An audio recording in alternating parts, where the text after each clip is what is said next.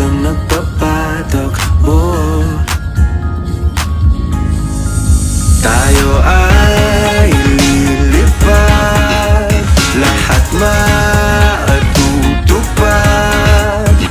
Dun na muna tayo sa sarili nating mundo.